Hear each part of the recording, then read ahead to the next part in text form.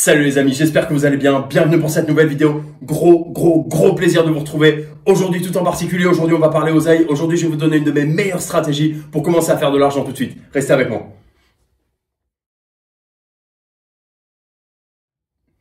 Les amis, on se retrouve aujourd'hui pour cette stratégie du late draw. Certainement une des stratégies les plus utilisées dans le milieu du football trading. Pour autant, j'apporte mon petit quelque chose, mon petit twist qui fait qu'aujourd'hui je suis largement profitable sur cette stratégie. Je préfère vous prévenir tout de suite, cette vidéo va être un tout petit peu plus longue que les autres. Croyez-moi, ça vaut le coup. Je vais commencer par vous expliquer toutes les bases du système, les bases techniques pour qu'on soit tous sur la même longueur d'onde, que vous compreniez bien la stratégie avant qu'on commence. Juste après ça, les amis, petit bonus, je vais vous montrer exactement ce qu'il ne faut pas faire par le biais de champions du monde que j'ai trouvé sur YouTube. Vous allez voir, c'est des pépites. Ils sont magnifiques. Les mecs se prennent pour des tueurs, perdent des sommes énormes et entre-temps, ils réussissent même à débiter plus de conneries à la minute que notre pote ici présent. C'est quand même costaud. Et enfin les amis, pour terminer, je vous donnerai ma version, mon interprétation du late draw avec les tenants, les aboutissants, un trade en direct, pourquoi j'ai pris telle position à tel moment sur tel code. Enfin bref, la totale, grosso modo, pourquoi cette stratégie me fait autant d'argent au quotidien et comment elle peut vous en faire aussi. Allez, c'est parti pour la petite explication qui fait du bien. Le late draw, les amis, comme son nom l'indique, consiste à se positionner contre le match nul. C'est un des plus gros avantages qu'on puisse avoir en trading sportif et croyez-moi, je m'en sers abondamment. Comparé à un bookmaker classique français tel que Winamax, Unibet, BetClick, avec lesquels vous allez uniquement pouvoir poser votre argent sur une position en particulier, sur une équipe, sur une autre ou sur un match nul. Ici, vous allez pouvoir vous positionner contre le match nul. C'est une stratégie qu'on utilise en général en deuxième mi-temps, quand le match est indécis, quand deux équipes sont un petit peu au coude à coude ou qu'une équipe domine vraiment outrageusement, qui a toujours un match nul autour de la 75e minute, on va se positionner contre le match nul et faire de l'argent grâce au mouvement du marché. Donc, dès qu'un but est inscrit, le marché va bouger, les codes vont changer et donc vous allez pouvoir retirer un profit si vous le souhaitez. Je vous expliquerai un petit peu plus tard dans cette vidéo ce que vous pouvez faire avec ce profit plutôt que sauter dessus comme des morts de faim. D'accord ? Petit récapitulatif parce que je veux vraiment que ce soit le plus clair et le plus limpide possible pour vous. On se positionne contre le match nul plutôt que se positionner sur une équipe, sur une autre ou sur le match nul. Ici, on a en l'occurrence double chance de gagner de l'argent. Quelle que soit l'équipe qui marque, on va pouvoir, si on le souhaite, retirer son profit. Ensuite, les amis, il va falloir être un petit peu patient. Attendre la 70e, 75e minute avant d'investir sa position. Je m'explique, plus le match avance, plus la cote pour le match nul va baisser. Plus la cote est basse, mieux c'est pour nous. Ok ? Être patient et rigoureux, c'est la clé. C'est ce qui me permet, c'est ce qui va vous permettre d'être profitable et d'être rentable sur le long terme sans aucun doute. Enfin, les amis, dernier point, soyez malins. Dans votre sélection de match, concentrez-vous sur une équipe forte et relativement bien classée contre une équipe de bas de tableau. D'accord ? On veut mettre toutes les chances de notre côté. On ne va pas aller se positionner contre le match nul sur deux équipes qui n'ont rien à jouer, qui sont à peu près au même niveau en milieu de tableau et qui finalement se contenteront d'un match nul. Un point finalement, c'est pas si mal, passe à 10. Chut, allez, terminé, merci, au revoir, vous venez de perdre de l'argent. Non, pas du tout. Allez, on avance les amis, comme promis. Petit plaisir du jour, petit bonus, les abrutis de la toile. Non, mais je sais, c'est pas bien. Faut pas se moquer, faut pas rêver du malheur des autres. Surtout quand il y a des grosses pertes comme ça en jeu. Je crois profondément au karma, ouais. Je sais que c'est pas bien.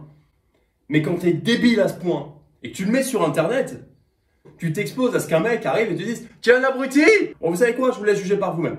Le mec a posé 20 000 balles, 20 000, contre le match nul, avant le début du match, Newcastle-Liverpool. D'accord ? Comme je vous l'ai répété dans une précédente vidéo, tout l'intérêt du trading sportif, c'est de pouvoir prendre avantage de ce qui se passe pendant le match. S'il y a un carton rouge, s'il y a une expulsion, s'il y a une blessure, qu'est-ce qui s'est passé ?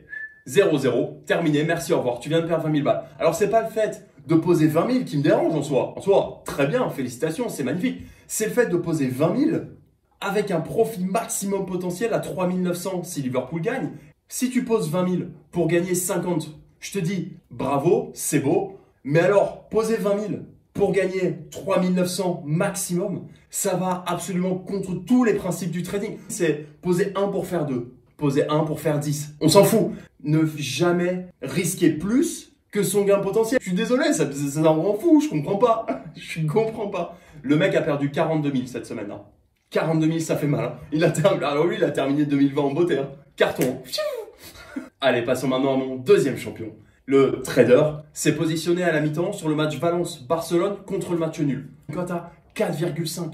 La cote était tellement haute que pour un bénéfice maximum de 100, il risquait 350. 4,5. J'y reviendrai un petit peu plus tard, mais jamais se positionner sur une cote supérieure à 2. Ça n'a aucun sens. Sur la rentabilité, sur le long terme, c'est absolument ridicule. Voyons ce qui s'est passé.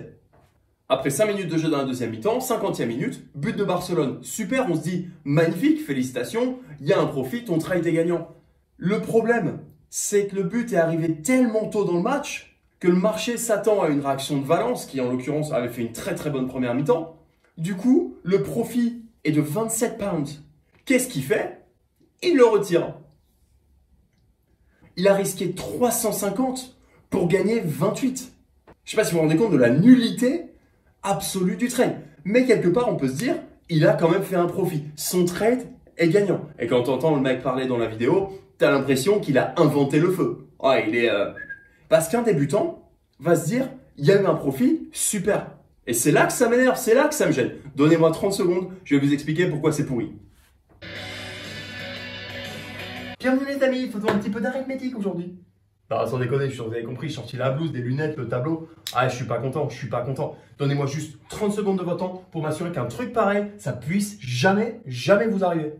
Alors en trading, en général, on va tester une stratégie un minimum de 100 fois. Pourquoi? Pour avoir un maximum de données, un maximum de recul, d'accord? De manière à pouvoir dire, cette stratégie est profitable ou alors cette stratégie me coûte de l'argent, ok? Donc j'ai pris l'exemple de notre copain. Donc on va partir du postulat que son scénario se répète 100 fois, ok? Avec une moyenne de traders profitables, parce que j'imagine que le mec se prétend profitable, 60 victoires, 60 fois 28. C'est ce qu'il aurait potentiellement gagné sur 100 trades, 60 victoires, 40 défaites. 60 fois 28, on est à 1680 pounds, ok? Mais c'est là que ça devient intéressant. Les 40% de défaites. 40 fois 350, on part du même postulat, donc les 350 qu'il avait engagés en risque maximum sont perdus dans 40% des cas. C'est une moyenne générale, j'imagine qu'il s'y conforme également. 14 000 pounds de perdus. Non mais c'est d'une violence. 14 000 pounds de perdus pour 1680 de gagnés, d'accord? On est sur une moyenne à 12 320 pounds de négatif, ok? Sur 100 paris avec une seule stratégie, je vous raconte même pas. Ok, ça, jamais. Passons à quelque chose qui marche maintenant. Allez les amis, c'est bien bon, on arrête les conneries, passons aux choses sérieuses. Ce qui vous amène ici, à savoir ma méthode, ma manière de voir le lay de draw et comment je m'assure de gagner de l'argent quoi qu'il arrive sur le long terme. C'est parti. Alors j'ai choisi pour cette démonstration aujourd'hui un match en Ligue 1 japonaise entre Nagoya et le FC Tokyo. Pourquoi? Simplement pour vous prouver aujourd'hui que grâce à cette stratégie, vous allez pouvoir gagner de l'argent toute l'année et sur n'importe quelle ligue. On retrouve donc l'équipe de Nagoya qui joue à domicile, qui fait une fin de saison absolument énorme. Pour tout vous dire, l'équipe est première de son championnat sur les 10 dernières journées, alors qu'ils étaient quand même relativement mal en point avant ça. Ils sont touchés par la grâce, ils sont surexcités, personne ne les arrête, tout le monde y passe. Opposé au FC Tokyo qui a fait une grosse première partie de saison, mais là qui clairement commence à payer un petit peu ses efforts sur la fin de saison, mais qui pour autant a des statistiques absolument énormes en fin de match. Au niveau des buts marqués, des buts encaissés, voilà, on sait que c'est une équipe qui se réveille après la 75e minute et ça c'est très bon pour nous. Allez, voyons ce qui s'est passé. Alors, comme vous voyez ici, on se retrouve au niveau de la 72e minute. J'ai placé l'intégralité de ma position, donc 100 pounds, sur une cote à 1,6 contre le match nul. D'accord? Ce qui fait que je me retrouve avec un risque d'uniquement 60. D'accord? 100 fois 1,6, mon risque n'est que de 60 pounds. Ok? Donc là, vous le voyez ici également, 60 pounds de perte, donc de risque potentiel en cas de match nul à la fin du match, donc aucun but inscrit. Ou si un but est inscrit par le FC Tokyo ou le FC Nagoya, 100 pounds de récompense potentielle. Donc en fonction du moment où le but sera marqué, mon profit sera plus ou moins important. D'accord? On peut voir très clairement que le marché ne s'attend pas à un but. D'accord? Au niveau de la 72e minute, avoir une cote à 1,6 ou 1,57 en l'occurrence, c'est absolument inhabituel. En général, on va avoir une cote aux alentours de 1,8, 1,7. C'est très bien pour nous, ça nous avantage, le match est relativement calme à ce moment-là et on voit que le marché n'a pas pris en compte toutes les statistiques d'avant-match qui nous disent qu'il va se passer quelque chose dans les 15-20 prochaines minutes. D'accord? On se retrouve un petit peu plus loin dans ce trade pour voir ce qui s'est passé. On se retrouve donc à la 91e, 92e minute. Dans le temps additionnel de ce match, il ne s'est pas passé énormément de choses. Quelques occasions du côté de Nagoya, une occasion du côté du FC Tokyo. Et là, on va voir que le marché est suspendu. D'accord? Ce qui veut dire qu'il se passe quelque chose dans le match. En général, le marché est suspendu pour un but. Là, en l'occurrence, le marché est suspendu pour un penalty. D'accord? Toujours attendre la fin du match. Il peut être tentant parfois au niveau de la 85e, 86e minute de retirer son investissement en se disant « Bon, je préfère accepter une perte, mais quand même garder un petit peu de mon argent. » Pas du tout. C'est la pire des choses à faire. On se rend compte qu'il y a un nombre de buts absolument énorme qui est inscrit dans le temps additionnel ou dans les 5 dernières minutes du match. D'accord? C'est le moment où les joueurs sont fatigués, ont tendance à faire plus de fautes. Là, en l'occurrence, un penalty qui aurait pu être complètement évité. Tacle par derrière. Bref, c'était un massacre. Donc là, on voit que Nagoya n'a pas laissé passer sa chance, ce qui est absolument magnifique pour nous. C'est le cas rêvé. Pourquoi? Parce que le but arrive dans les dernières secondes du match, ce qui veut dire que notre profit potentiel, comme vous le voyez ici, est maximal. Donc là, 93, 84, 96. Donc qu'est-ce qu'on va faire? On a plusieurs options. On peut soit retirer notre profit, cash out tout de suite, d'accord? Prendre nos 95 pounds et se dire, allez, c'est que 5 pounds, on s'en fout. L'arbitre est sur le point de siffler la fin du match, autant laisser son profit aller au maximum. À la fin, ça va faire la différence sur notre profitabilité générale. Alors les amis, petit récapitulatif de ce qui s'est passé, d'accord? J'ai pris ma position autour de la 70e, 72e minute sur une cote à 1,6 contre le match nul. J'ai risqué 60 pounds pour gagner 100. Ensuite, très important, je ne suis pas rentré dans ce trade tête baissée. J'ai pris en compte les statistiques d'avant-match qui nous indiquaient qu'il allait se passer quelque chose, les statistiques en cours de match qui nous disaient également que le match était quand même relativement actif. Et enfin et surtout, j'ai attendu le bon moment, j'ai attendu que la cote descende suffisamment. C'est le plus important pour vous assurer une rentabilité sur le long terme. Ok? Voilà les amis, on arrive au bout de cette première vidéo stratégique consacrée au lay de draw. J'espère que ça vous a plu. J'ai essayé d'être le plus clair possible, le plus précis possible.